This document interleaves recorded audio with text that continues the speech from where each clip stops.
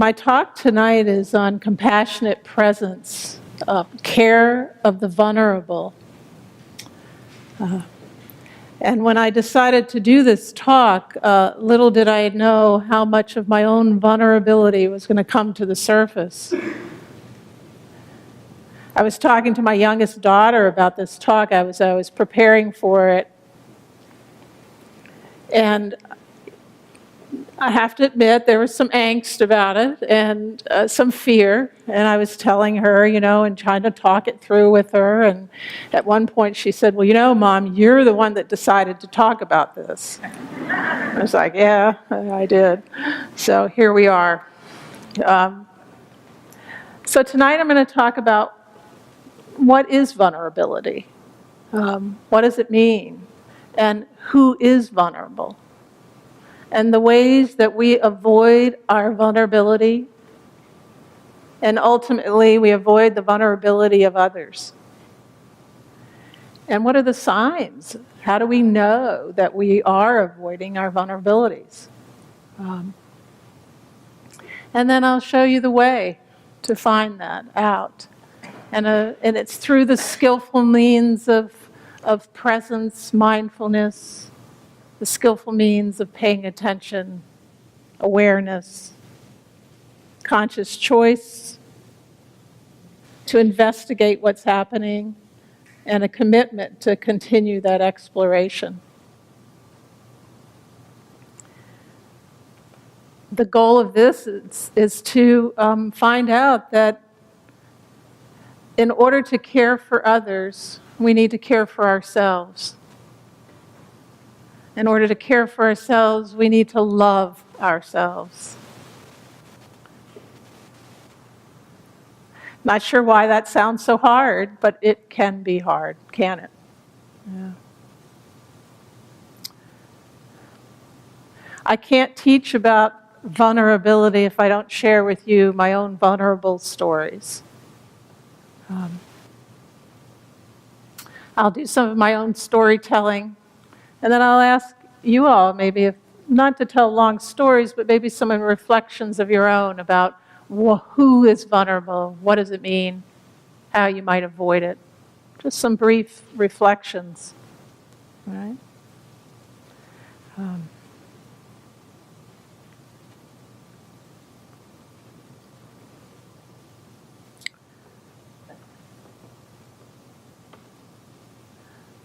I entered my freshman year of college in 1970. Another vulnerable space, because I don't want to tell you that age, because then you're figuring out how old I am. But it was in 1970. I entered the University of Georgia as a freshman. And I was enjoying my first year. I had come home for Christmas, celebrated it with my family who happened to live here in Rockville. And I went back that January.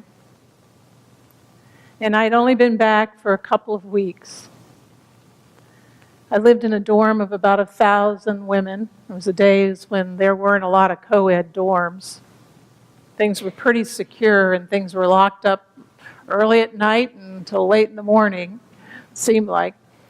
But I got a phone call early one morning. It was about 7 o'clock in the morning from the lobby desk. 7 o'clock in the morning, I get a call that I have a visitor.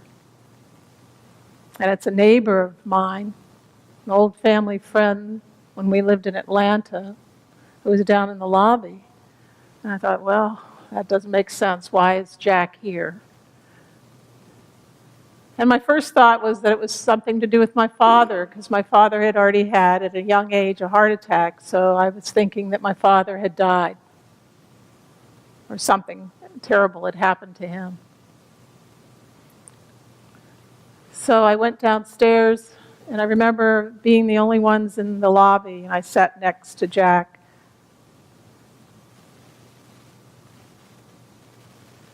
And it breaks my heart to this day. He told me that my brother had killed himself.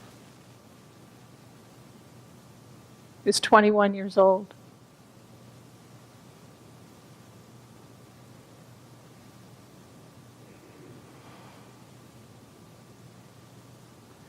was a tragedy in our family.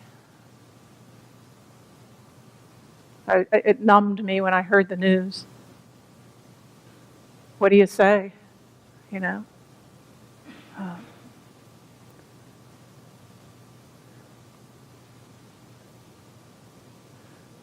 I went upstairs. Jack was waiting in the car with his wife. And I had to go and pack my bags immediately and leave to come home.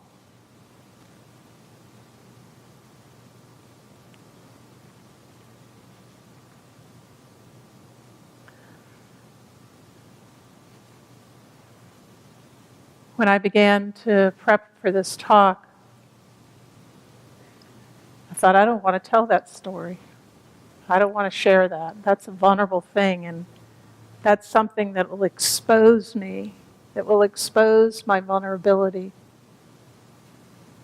My vulnerabilities, my grief, and my sadness. Because what is vulnerability? You know, vulnerability is being susceptible to wounding, being open to pain.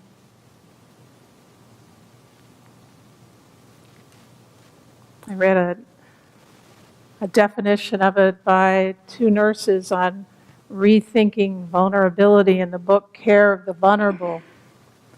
And they stated that vulnerability implies being at risk for change, change that is usually considered negative, and driven by threat or inadequate resource. The medical definition of vulnerability: capable of being hurt, susceptible to injury or disease, capable of being hurt, physically or emotionally wounded. It's no wonder nobody wants to be with their vulnerability, you know? Why wouldn't we all want to run away from it? Nobody wants to stay in a room with that.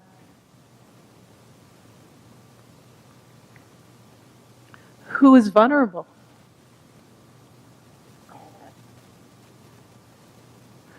I was certainly vulnerable that day as I sat and heard the news of my brother's death.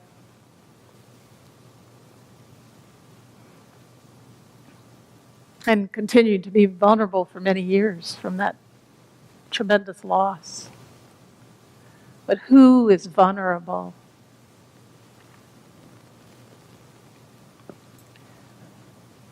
Dr. Harvey Kachonoff states, he's a palliative care end-of-life physician in Canada. Vulnerability is not merely an experience of the unfortunate few, but rather a universal condition and part of our collective humanity. Part of our collective humanity. It's global. We're all vulnerable. So when I say that the topic of my talk is care of the vulnerable, that's every one of us. Care of the vulnerable. How do you do it? How do you not run away? How do you not bury all of that negative wounding? Yeah, sounds pretty grim. I'd like to just do a reflection, if everybody can just close their eyes for a moment. Put your feet on the floor. Close your eyes. And just a brief reflection. And I want you to ask yourself, and for the purposes of this evening, when you're thinking of vulnerability, you might want to go just to a gentler space, a gentler state of being. Because some vulnerabilities can be traumatic. But I want you to ask yourself, not ask yourself, but say to yourself, I feel vulnerable when, and complete this sentence. Now, I'll give you an example from my own experience here.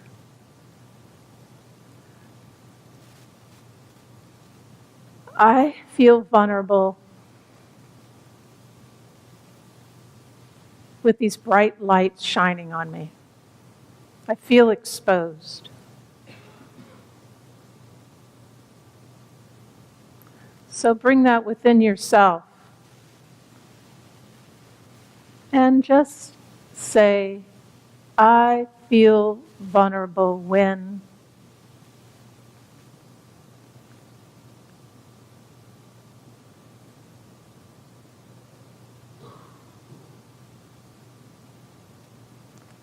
I feel vulnerable when.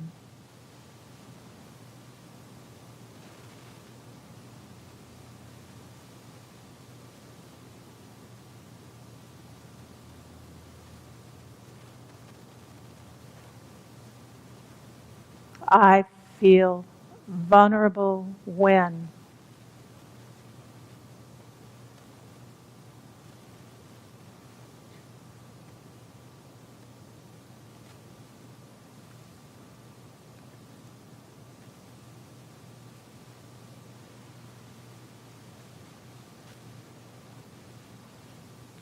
I feel vulnerable when.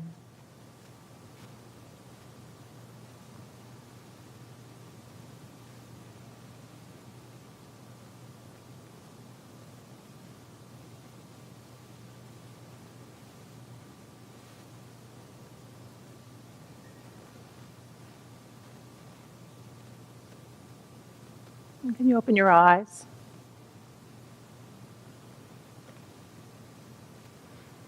And I wonder if just a couple of you, a few of you could just briefly, if you feel like you can, maybe share. Because remember, it's care of the vulnerable, and we're all here to care for each other. So what I'm hearing is, did everyone hear the different vulnerabilities? Another one? We could do this all night. Test. Here, this will work. Is it working? Maybe just two more.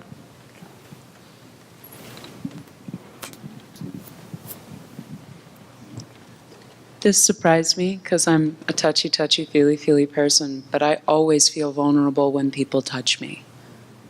Mm-hmm. She feels vulnerable when someone touches. You want to repeat that? That's right. So what I'm hearing, and I think there are a lot of different vulnerabilities that I heard about job loss, loss of a relationship, the loss and pain in a country, unworthiness. And I think everybody in this room has experienced some of those in some way, some fashion, you know.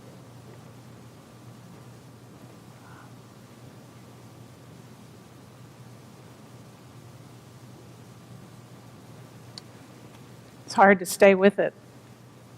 It's hard to stay with the vulnerabilities. We tend to want to avoid them. You know, the thought that comes to mind, we want to avoid them like the plague, you know. Lord, we don't want to be vulnerable. From everyday vulnerabilities to major tragedy in lives. You know, we want to resist the changes that happen in life, but they're always happening, you know. And we become very skillful at avoiding our suffering and our vulnerabilities.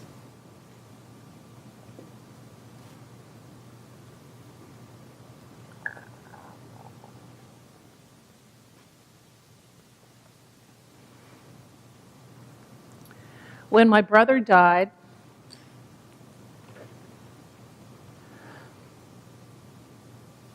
a week after his funeral, I packed up my bags and I went back to school.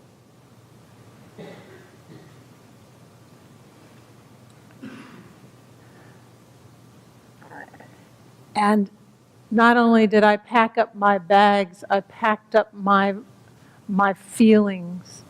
I packed up my grief and I put it away. And I became silent. It was a silent grief.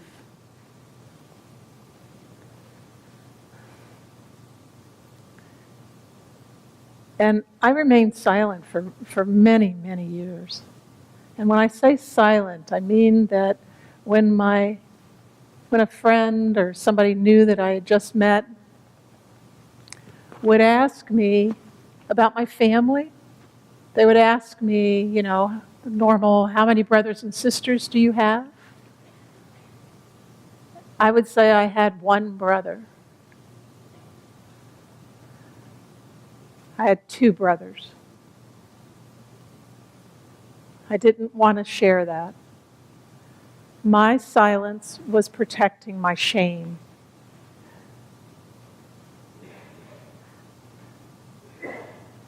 I hid behind a lie, basically, that he didn't exist. I shut my door. I talked about him on a superficial level with my own family or people that knew. But most of the time, no one knew. We avoid our vulnerabilities. We find a lot of ways to do it. It doesn't have to be years and years of silence and shame. It can be as simple as getting on the internet, checking our email. I do it, and we all do it, It's just like, oh boy, I'm not feeling really good. I'm really irritable. I think I'll go check Facebook, It's got to be something better there, My old standby is to go on YouTube and find an old Ellen DeGeneres show, They're great, just little segments, brighten the day. We seek out ways to hide. We seek out ways to avoid.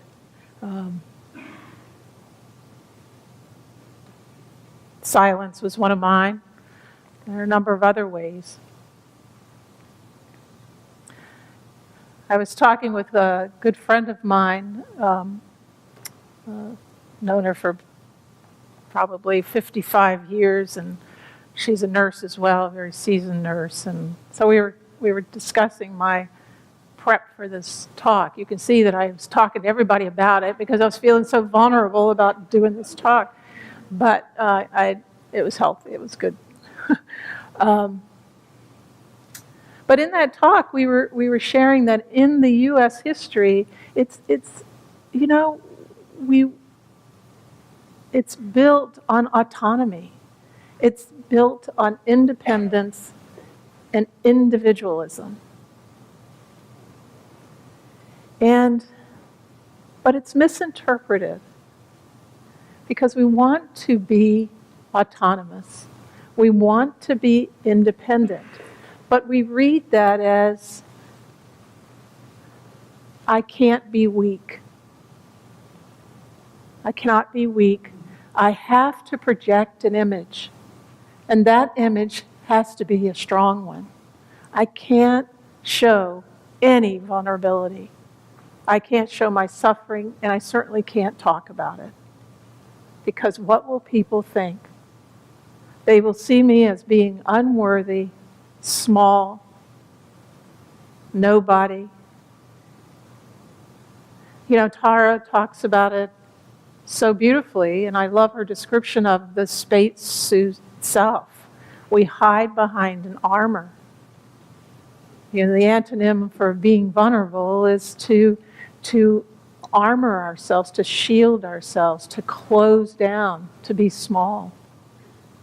And we do it every day. in little ways. You know, we jump on the internet. I keep going to that, but I think that's a real classic. We get on the phone.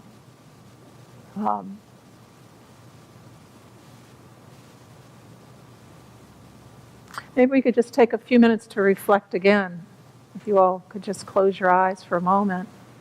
And just sort of, if you can just sit there and reflect on your own experience. Pick one of the vulnerabilities that you felt just a few minutes ago. And tell me a way you avoid your vulnerability. And just think this to yourself, if you will. I avoid my vulnerability when I.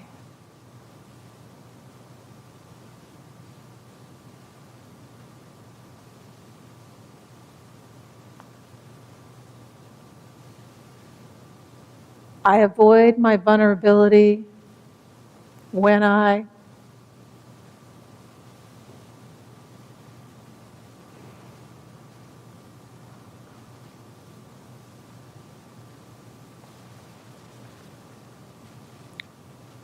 I avoid my vulnerability when I.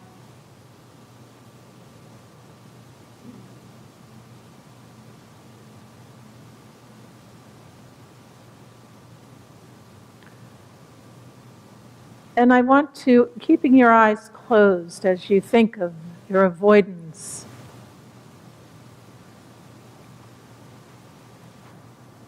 Please keep in mind that this is not a way to judge yourself. This is a universal condition, a universal way that we armor ourselves. We are all vulnerable, and we all avoid our vulnerability.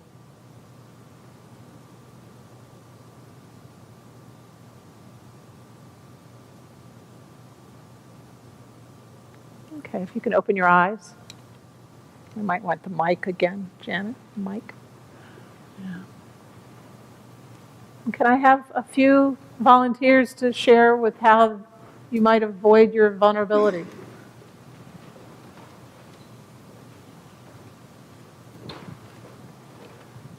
Just the comment that only women were giving their vulnerabilities, and I think men think it's not masculine to share their vulnerabilities.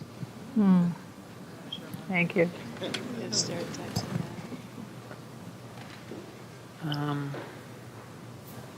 So when I tell a story about another time I was vulnerable, to avoid talking about how I'm vulnerable now, that's one way I avoid it. And when I make it about you, when I try and deflect away and talk about your vulnerabilities so I can stay out of my own. These are ways I armor myself.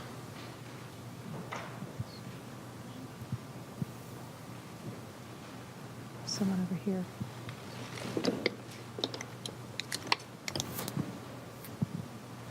I find that I start to overanalyze or overthink, and it actually ends up being very stressful, but that's what I tend to do. Thank you. I can avoid vulnerability by getting angry over something really stupid. I feel vulnerable when I let somebody know how much I love them. I feel very vulnerable.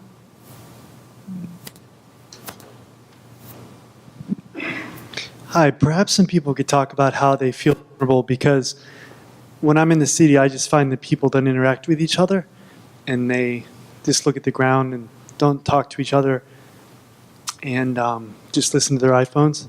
So anyone who is willing to be vulnerable or meet people, talk to people, I don't know who they would talk to. And so that's something that I have in mind when it comes to interacting. And it seems like those who are vulnerable are also afraid, or people are afraid and they're mistaking it for vulnerability. So maybe we could talk about how fear and vulnerability also work together.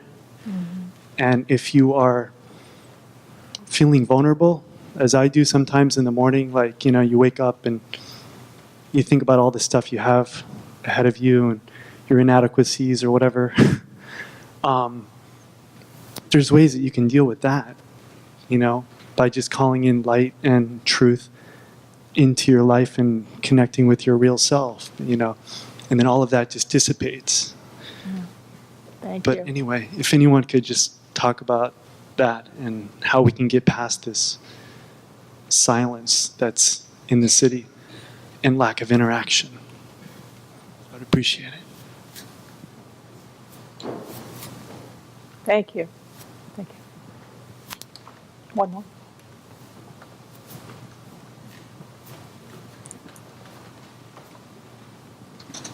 I think for me, I put on this face that I'm happy all the time. And I'm not happy all the time, but I don't want to disappoint people who expect me to be happy. Thank you. Thank you. So we project an image. We do that spacesuit self. We put this armor on. You pretend it's that need to be perfect. I can't be weak. And on everyday vulnerable spaces and things that happen, you can tolerate that up to a certain extent. But it takes a toll on the spirit, and it takes its toll on the spirit and your soul by projecting this image.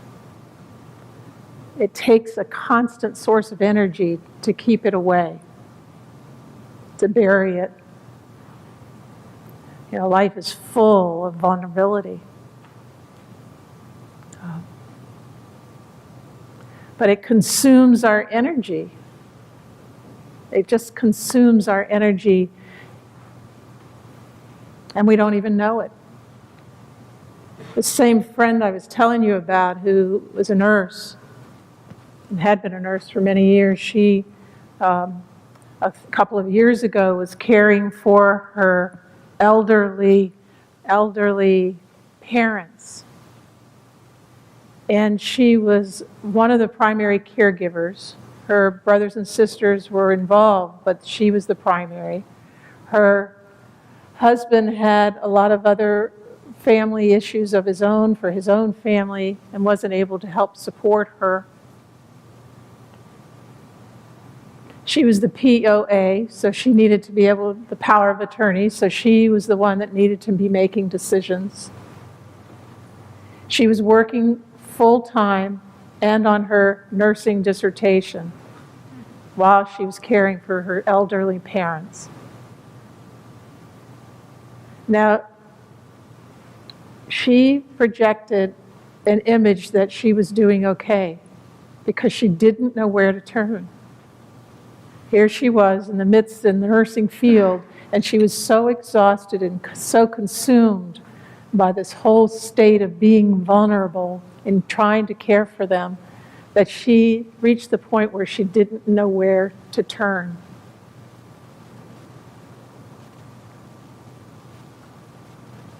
She didn't know where to turn.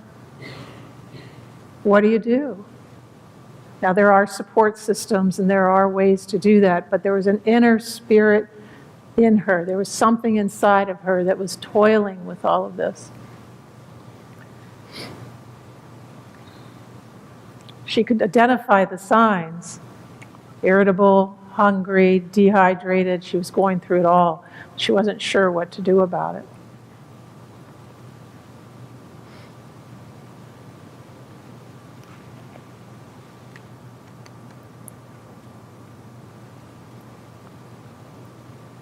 So,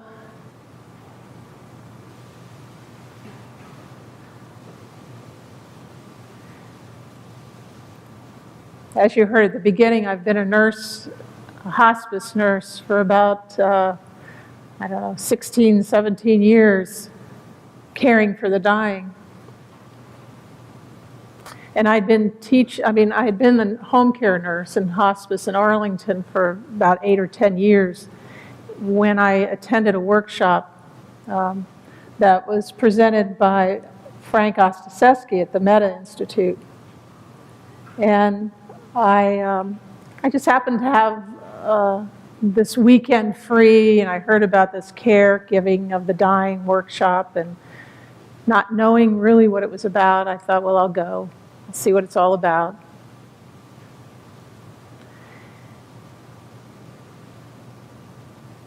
I had been a hospice nurse.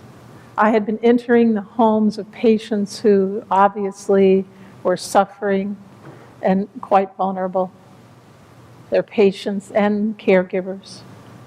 And very skillful, clinically skillful. And I thought I had all the answers. I thought I was being fully present, and I thought I was being, a wonderful caregiver.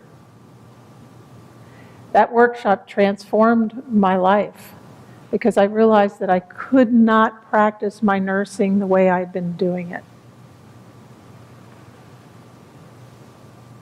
The Metta Institute teaches the psychospiritual dimensions of dying to professional caregivers.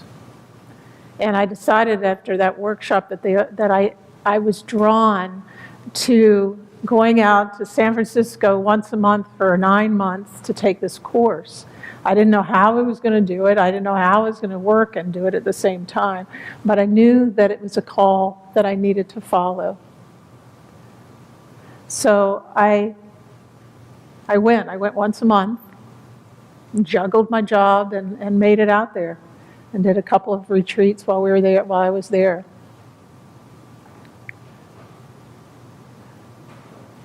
And Metta taught me about how you go towards your vulnerabilities.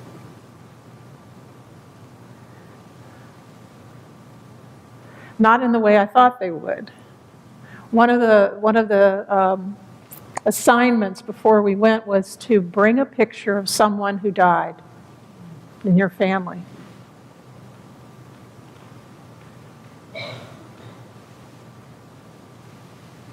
So before I left home, I put a picture of my brother together, took it to San Francisco.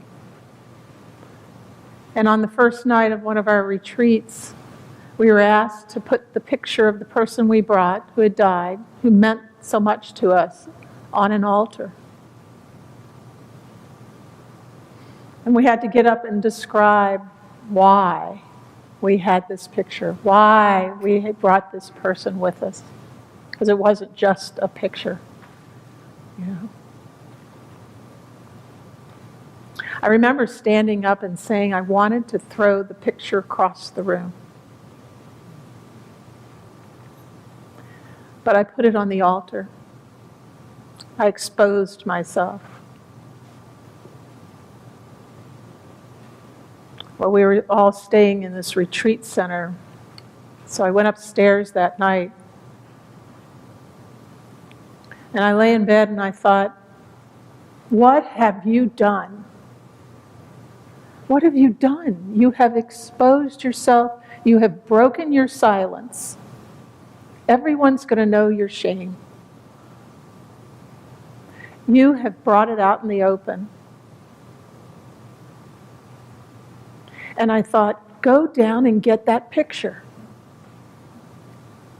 I struggled with that. I really wanted to go down and get it. But I didn't.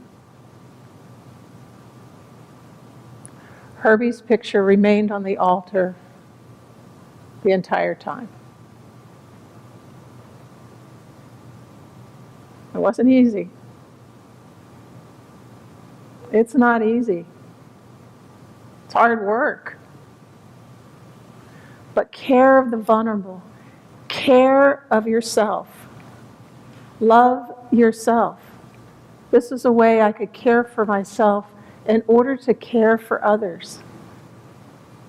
How could I sit in a room with someone who's dying, who has suffered through their life, through their own losses? How could I stay if I couldn't stay with my own and I couldn't talk about my own? It would not have been real. it would not be genuine. It would not be the truth. So I spoke my truth there. And how did we do it? How do you do it?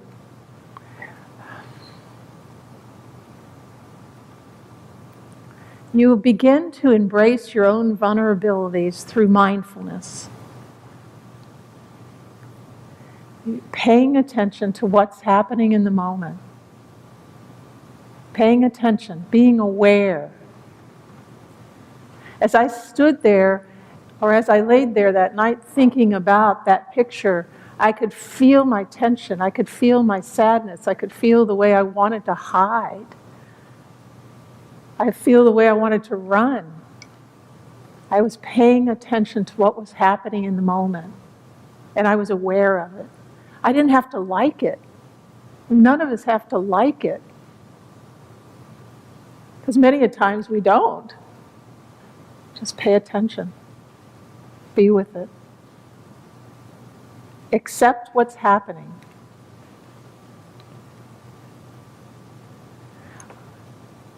When I would go into a patient's home to see them, I stopped asking, "How are you?" Nobody wants to answer that, and you don't get the truth because it goes back to projecting that image. Nobody wants to be weak. So when they ask you, "How are you?" everybody says, "I'm fine." And they're not. Everybody says, "I'm good, good." My daughter, when I was prepping for this talk, and you can tell another person I talked to about this, my other daughter, I said to her, she said, "Oh," she called me from California. She said, "How's it going with your talk?" I said, "Oh, fine." Fine. She said, "Oh, you're not worried?" I said, No, I'm not worried. I'm scared to death." And she laughed and she said, "Well, there's the truth. There's the truth. What's happening?" So when I'd go in to see a patient, I'd say, "What's happening? What's happening?" One, you really want to know. Ask yourself, what's happening?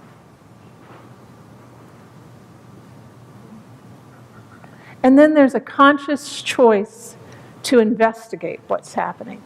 A conscious choice to stay with it. A conscious choice to ask more questions. How come this hurts? Where is my pain? I didn't stay with it yesterday. Can I stay with it today? Who can help me? Ask, investigate, but a conscious choice to do that. And a commitment to explore. A commitment to explore. Because the vulnerabilities are always going to be there. They're not going away.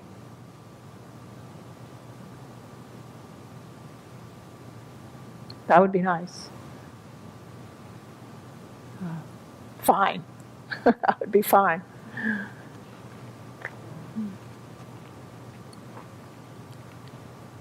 See, I went to Meta and I came back and I began to work with patients. I love my work. I love being at the bedside. But it's not easy. I remember one patient I saw was a young woman who was dying of melanoma. She had young children. And she was so afraid. And her fear and her vulnerability came out as high anxiety, to the point where nobody wanted to be in the room with her. I remember even her young son said, "Why does it have to be so hard for you?" Even the hospice staff didn't want to be with her. She went through different people because it was just incredibly difficult. Her fear turned into anxiety. And I remember saying, "Well, I'll see her." And I remember entering the room,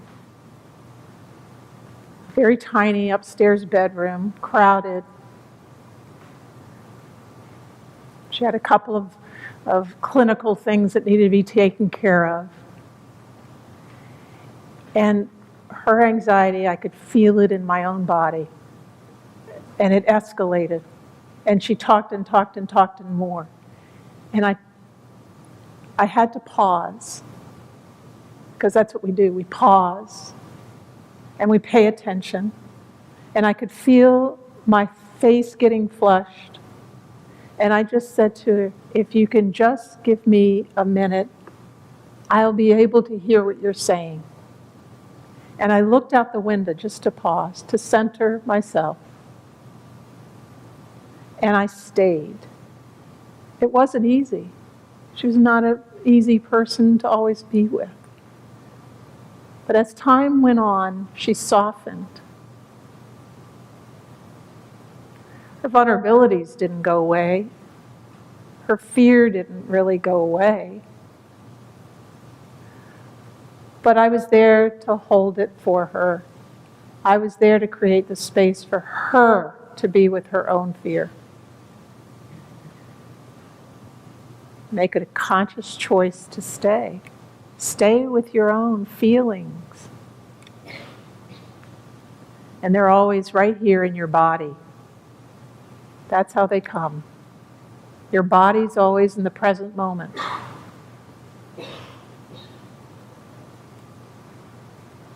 About a year or so after I completed the META program, I lost my father. I remember a few days before his life ended, coming into the house and seeing him, and here I am, a nurse, and I saw him and I thought, I don't know what to do. What am I supposed to do? I really didn't know what to do because it got so tense and so fearful.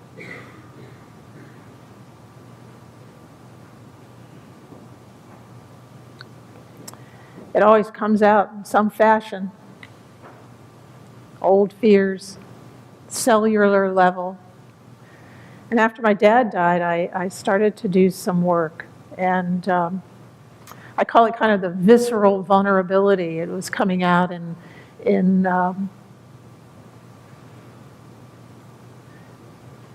abdominal pain, cramping, whenever I would get myself into a situation where it was fearful.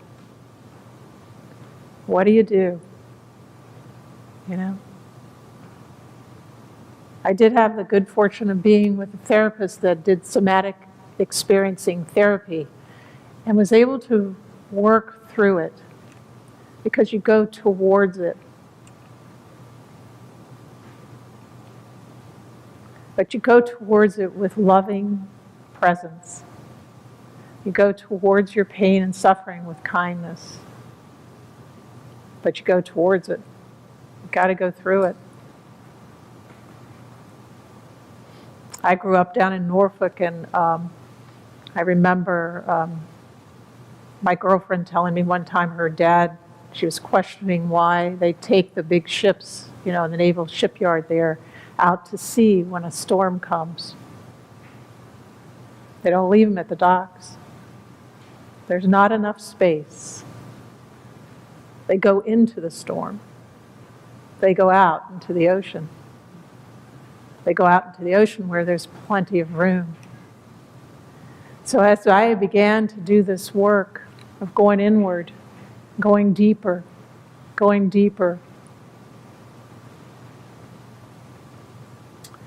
I created more space. It softened.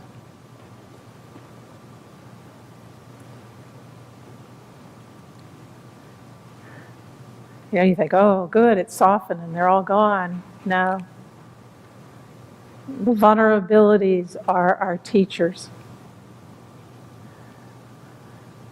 Our vulnerabilities teach us over and over and over and over and over again. There is no end to it. It's a spiral. And if we're willing to go deeper and deeper, we find the truth. If we're willing to embrace our pain and suffering.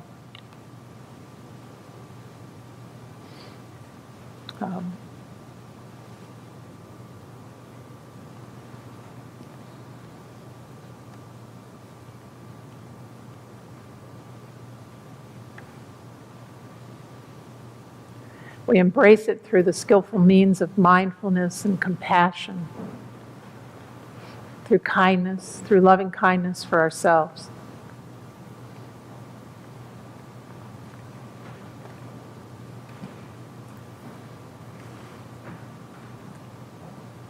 So in preparing for this talk, I have to tell you, it was hard. You know, if I heard the word vulnerability one more time, I was going to scream. You know, it's sort of like, oh, it's here again, it's here again. So every time that I felt threatened, every time I felt fearful, I sat on my cushion. I kept coming back to my cushion. There were times when I would sit and my whole body would become tense. But I always would find one soft spot. And I focused my heart on the soft spot until it grew bigger and opened up, and there created more and more space and more space. So one day last week I was sitting, and the thing that came to my mind was Herbie's letters.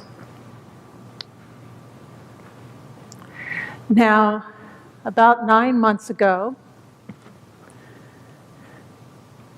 I was preparing to move, sell my house and move. And I came across a bag full of letters that I didn't know I had. And I found 6 letters that Herbie wrote me my freshman year at the University of Georgia. I found them in an old grocery bag. And I remember back in the fall, I sat and just opened each one and read them. But I didn't let myself go there. And I put them away, and I put them in a small firebox I have for important papers, and pushed it under my bed. But when I sat on the cushion down at my new home, I remembered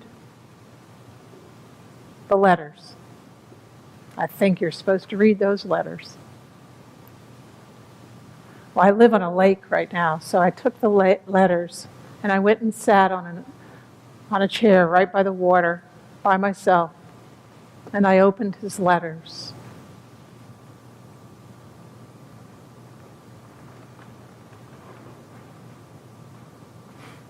And I cried. I really cried. But it wasn't tears of tragedy. It was tears of love. Unconditional love that came through those letters that I didn't even know I had. What a gift. I'd come full circle.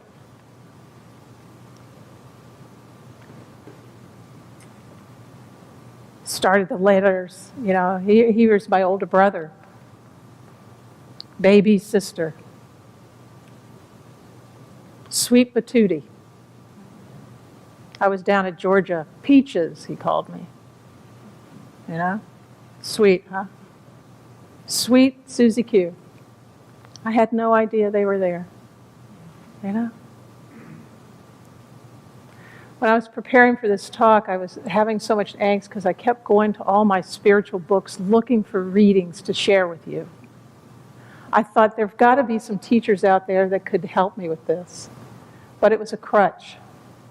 It was a crutch to use other people's readings. It was a way for me to hide behind my own fear of being vulnerable here tonight. You know, we have crutches for our wounds. My teacher is my vulnerabilities. I did not need other readings The only reading I needed were Herbie's letters. I'm not going to read them all to you, but I'm going to read a couple of lines. Baby sister, it was really super to read your letters, which arrived today. I can tell from the mood of your writing that you're really digging being on your own, doing your own thinking, and being responsible for and answerable only to yourself. If you think you've had fun the past week or so, just wait till you know just about everybody and where everything is located on campus and just what is expected of a beautiful college co-ed of the Aquarian age.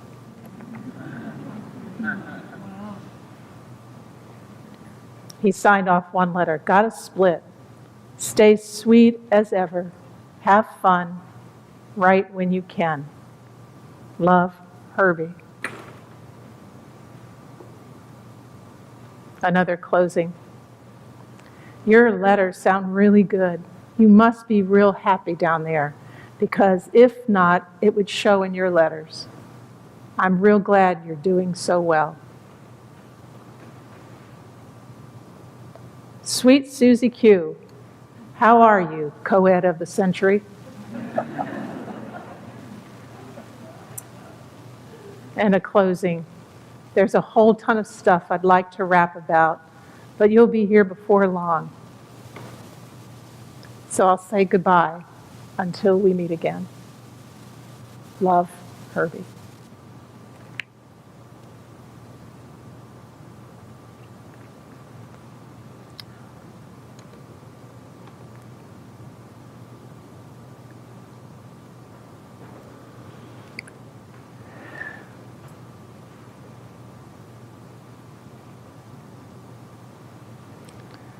I really felt I'd come full circle. You know? Beautiful.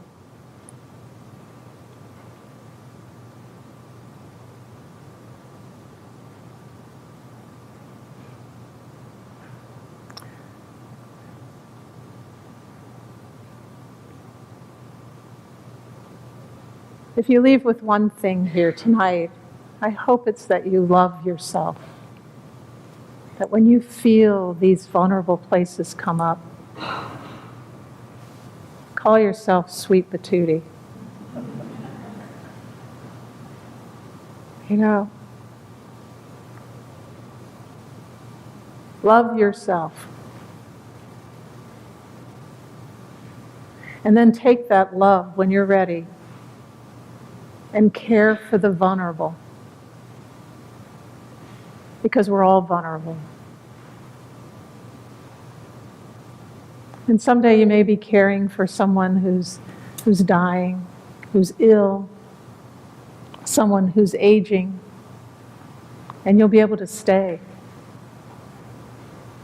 I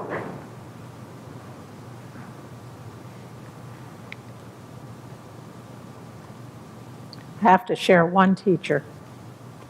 One of my favorite teachers is Ram Dass. And I have to share this because it came in the mail today. So I think I'm going to close tonight with this reading from Ram Dass. It seemed fitting. Each of us is separate, and yet each of us is part of the whole. But sometimes we get lost a little bit in dualism, and then we find our way back out. Every time we are in the presence of unconditional love, we remember. And when we remember, we open. And when we open, the light pours through us. If you become a person who could love unconditionally, everybody would flower before your very eyes. And everywhere you look, there would be light. It would be breathtaking at every level.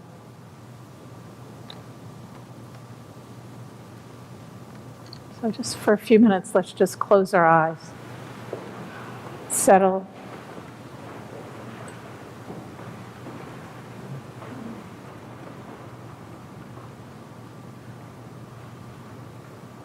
And as we close this evening,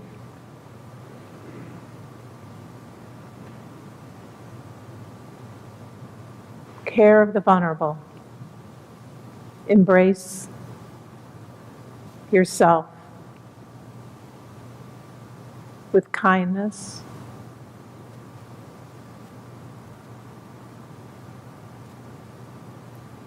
and compassion.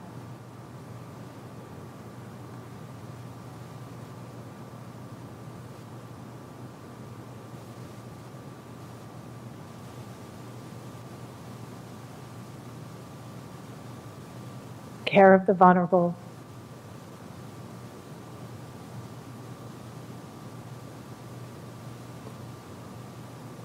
Care of yourself.